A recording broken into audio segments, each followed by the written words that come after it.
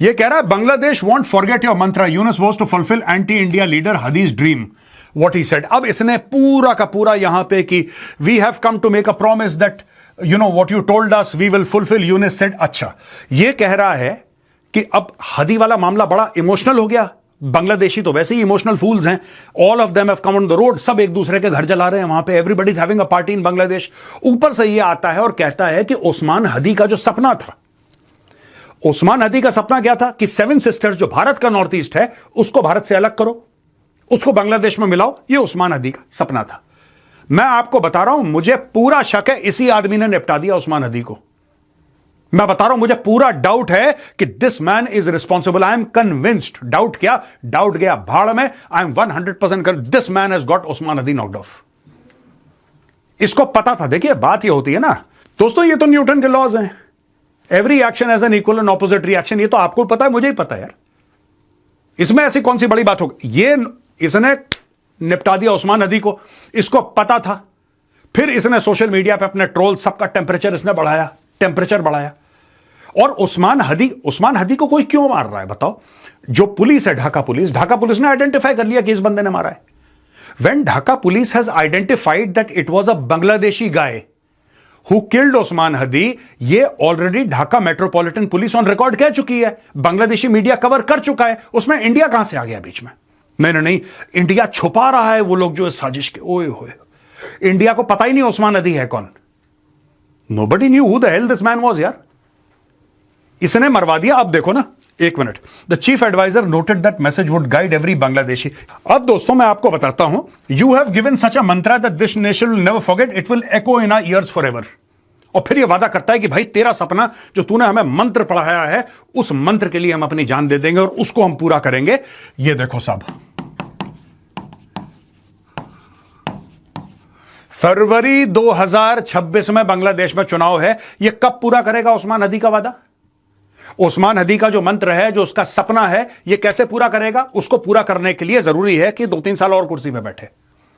यह बोल रहा है, ये मुंह के सामने बोल रहा है, और सारा कलेश इसी आदमी का करवाया हुआ है। इसी ने उस्मान हदी को गोली पड़वाई। अब यहां पे देखिए क्या हो रहा है। Bangladesh unrest, protesters break through barricades and enter parliament building after youth leader Sharif Usman Hadi's funeral watch. A mob broke through the barricades and once again entered the parliament building after Hadi's funeral. Bangladesh held the funeral of prominent youth leader Sharif Osman Hadi on Saturday, drawing a large number of people in the capital amid extra tight security after his death triggered unrest across the country. Hadi was shot in the head on December 12th by masked gunmen, etc., etc., etc. अब एक बात बताओ, उस्मान हदी को political violence के तहत आपने मार दिया। अगर भारत दोषी है तो तुम अपनी पार्लियामेंट के अंदर क्यों घुस रहे हो? मुझे एक बात समझ में नहीं आई। ये लोग अंदर गए, अपनी खुद की पार्लियामेंट में तोड़फोड़ कर दी। This mob, they broke through the barricades. ये घुस गए अपनी पार्लियामेंट में और अपनी पार्लियामेंट के अंदर तोड़फोड़ कर रहे हैं। क्यों? क्योंकि दोस्तों मैं आपको बताता हूं, देखिए ऐसा होता है कि किसी भी देश की पार्लियामेंट उसकी जो डेमोक्रेटिक सेटअप है ना, उसका प्रतीक है। It is that ultimate symbol of a Nations democracy, if that nation is a democracy. Bangladesh is not a democracy, but unfortunately they have a parliament. अगर आपने हिंदू को मार दिया, अगर आपने एक दूसरी पॉलिटिकल पार्टी के लीडर के घर आग लगा दी आपने, ठीक है ना, उसके घर आग लगा दी, उसकी 7 साल की बच्ची को जिंदा जला दिया, हिंदू को जला दिया आपने पार्लियामेंट पे अटैक करवा दिया, पूरी अराजक। यार Bangladesh is not ready for elections. ये हो ही नहीं सकता, और लोग मर जाएंगे, देश टूट जाएगा।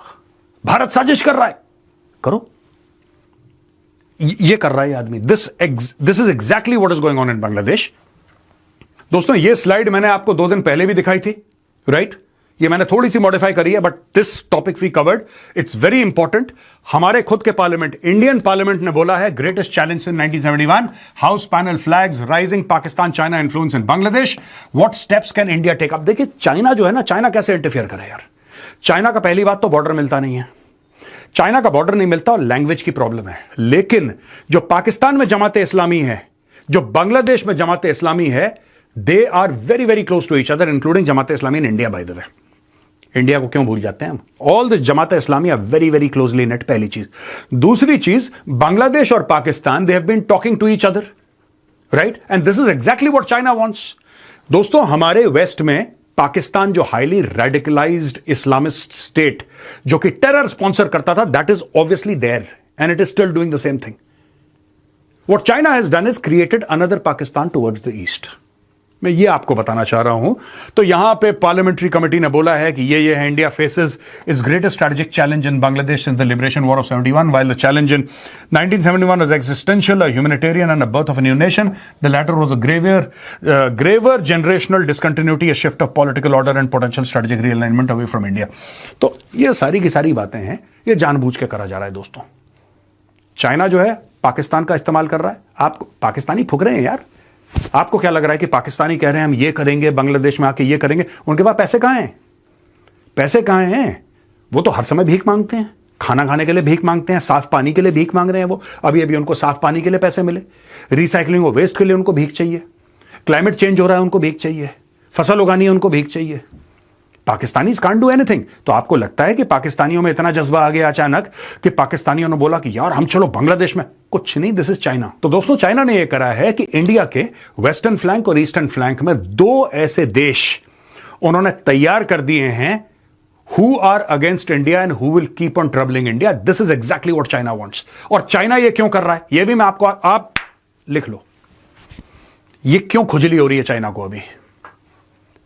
ठीक है, यह खुजली इसलिए हो रही है क्योंकि रशिया और यूक्रेन की लड़ाई खत्म होने वाली है.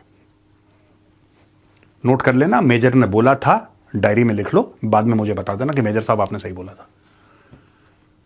रशिया यूक्रेन की लड़ाई खत्म हो रही है. ठीक है, यह लड़ाई ज्यादा दिन तक नहीं रुकेगी, 6 महीने के अंदर निपट जाएगी किसी भी तरीके से. 6 महीने के अंदर रशिया और यूक्रेन की लड़ाई निपट जाएगी और उसके बाद पूरी दुनिया देखेगी चाइना की ओर. पूरा नेटो देखेगा चाइना की ओर, अमेरिका देखेगा चाइना की ओर. याद रखना आप. और तब चाइना को यह डर लगेगा कि यार मेरे बगल में जो इंडिया है, you think that America is going to fight with China directly because America is thousands of kilometres away. It's not easy. China is also super power. कौन सा ऐसा देश है पूरी दुनिया में आज की तारीख में? वियतनाम को अलग कर दो आप, वियतनाम को छोड़ो, forget about Vietnam, which is the only country in the world which has fought China in the recent past. 50, 60, 70 साल में किसने लगातार चाइना के साथ लड़ाई लड़ी है, जिसकी रिसेंटली अभी लड़ाई हुई है 5 साल पहले गलवान में? That is India. कौन सा राइजिंग पावर है that is challenging China? It is India. आपको लगता है चाइना ऐसे ही छोड़ देगा? चाइना ऐसे ही छोड़ देगा? जब जैश ए मोहम्मद का जो हेड है मसूद अजहर, जब उसको डिक्लेयर करना होता है terrorist at the United Nation Security Council, China बीच में अड़ंगी मारता, कहता नहीं he is a good guy, यार ये तो बहुत अच्छा आदमी है जैश ए मोहम्मद वाला.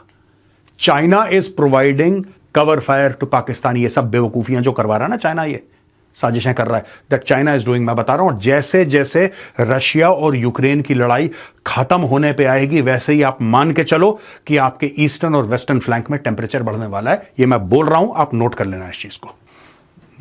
दोस्तों ये दो मैप्स हैं exactly of the same location. ये वाला मैप है, ये थोड़ा सा जूम आउट वाला है, ये थोड़ा सा जूम इन वाला है. ठीक है जी, जूम आउट वाला मैप है, उधर आप देख सकते हैं पूरा यहां पे भारत है, उधर आप नेपाल देख लीजिए, और इधर भूटान है, इधर आप नीचे अगर आप ये देखें तो दिस एरिया इज म्यांमार. ठीक है जी, और ये थोड़ा सा क्लोजअप वाला मामला है, ये क्लोजअप वाला मामला है, नीचे कॉक्सेस बाजार है, दिस ऑल बांग्लादेश टेरिटरी. ठीक है जी दोस्तों, बात यह है कि अगर हमें इस चीज को, यू सो आई सेड कि it's time to offer solutions also, है ना. हम सिर्फ ये नहीं कह सकते कि ये प्रॉब्लम है और हमारे जितने भी दर्शक हैं ये लो भाई ये समस्या है तुम्हारी. इसका सॉल्यूशन क्या है मैं आपको बताता हूं दोस्तों. इसका सॉल्यूशन सिंपल सा एक ये है, दो चीजें हैं. एक तो इंडिया को पुश करना चाहिए कि अगर बांग्लादेश में वायलेंस है और बांग्लादेश खुद अपना वायलेंस नहीं मैनेज कर सकता, यूनाइटेड नेशंस की फोर्सेस आए बांग्लादेश के अंदर, और under the aegis of the United Nations there should be elections in Bangladesh. मैं आपको बता रहा हूं, ये जो आदमी मोहम्मद यूनुस है, ये आदमी, this man is very dangerous, simply because इसको लग रहा था कि जो बाइडेन इसका बाप इसको सपोर्ट करेगा. ये बाप ढूंढ रहा है. देखो दो चीजें हैं, अब इसको बाप दिख रहा है चाइना में, उसको तो बाप दिख रहा है क्योंकि उसको चाइना से पैसे चाहिए, चाइना से सपोर्ट चाहिए. चाइना को भी तो कुछ दिखना चाहिए ना उसमें, कि चाइना उसको अपना बेटा कबूल करे. दिखना चाहिए कि नहीं दिखना चाहिए? तो चाइना को क्या दिखेगा उसमें बताओ? बांग्लादेश में, बांग्लादेश में ऐसी कोई इकोनॉमी नहीं है, चाइना को ऐसा कोई ज्यादा फायदा भी नहीं हो रहा, तो चाइना को क्या दिखेगा? व्हाट विल चाइना सी इन बांग्लादेश, ये कह रहा है। इसका टोटल आइडिया है कि भाई आपकी दुश्मनी भारत से है, आपका 125 अरब डॉलर का ट्रेड हो सकता है भारत के साथ, दैट्स अनदर मैटर। लेकिन आपको प्रॉब्लम है ना इंडिया से, जो काम पाकिस्तान भारत के वेस्टर्न फ्लैंक में कर रहा है वही काम मैं करूंगा ईस्टर्न फ्लैंक से, and they are on record. The Bangladeshis are on record भाई, प्रोमिनेंट बांग्लादेशीज कह रहे हैं कि जो एंटी इंडिया एलिमेंट्स हैं, हम उनको पनाह देंगे बांग्लादेश के अंदर। पाकिस्तान भी तो यही कर रहा है, एंटी इंडिया एलिमेंट्स को जो भारत में टेररिज्म कर रहे हैं उनको पनाह दे रहा है ना पाकिस्तान के अंदर। जैश, लश्कर, ये सब पूरे, मसूद अजहर है और हाफिज सईद वगैरह, ये कौन है, ये दाऊद इब्राहिम, उनको पनाह दे रहा है। यही काम बांग्लादेश ने ऑफिशियली बोला है, इनके प्रोमिनेंट लोगों ने बोला है भाई कि हम उनको पनाह देंगे भारत के अंदर, जो प्रोमिनेंट इनके लोग हैं, इनके एक्स आर्मी वगैरह veterans, respected veterans so called. तो ये है, ये सच है।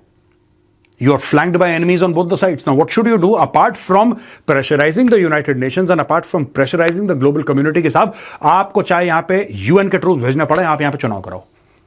अब ठीक है, ऐसे किसी देश में यूएन के ट्रूप्स तो नहीं जाते हैं, दैट वी ऑल नो, लेकिन India must step up diplomatic pressure for elections in Bangladesh. वो किसी को भी चुने, वो बांग्लादेशियों का हेडेक है यार। वो बिजली के खंभे को प्रधानमंत्री बनाता है, that's none of our concern.